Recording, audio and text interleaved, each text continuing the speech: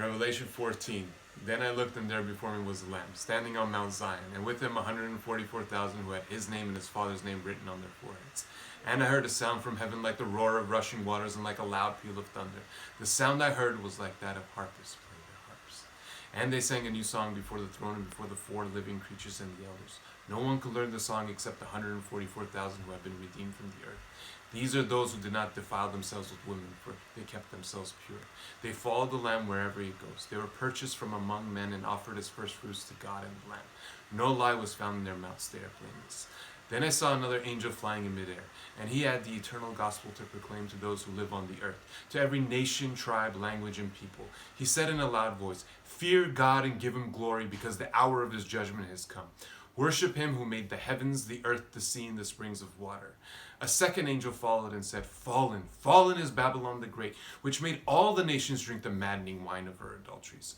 A third angel followed them and said in a loud voice, "If anyone worships the beast and his image and receives his mark on the forehead or on the hand, he too will drink of the wine of God's fury, which has been poured full strength into the cup of his wrath.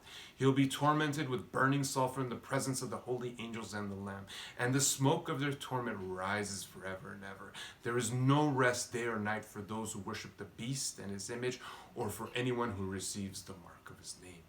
This calls for patient endurance on the part of the saints who obey God's commandments and remain faithful to Jesus. Then I heard a voice from heaven say, "Write, blessed are the dead who die in the Lord from now on. Yes," says the Spirit, "they will rest from their labor, for their deeds will follow them." I looked, and there before me was a white cloud, and seated on the cloud was one like a son of man, with a crown of gold on his head and a sharp sickle in his hand.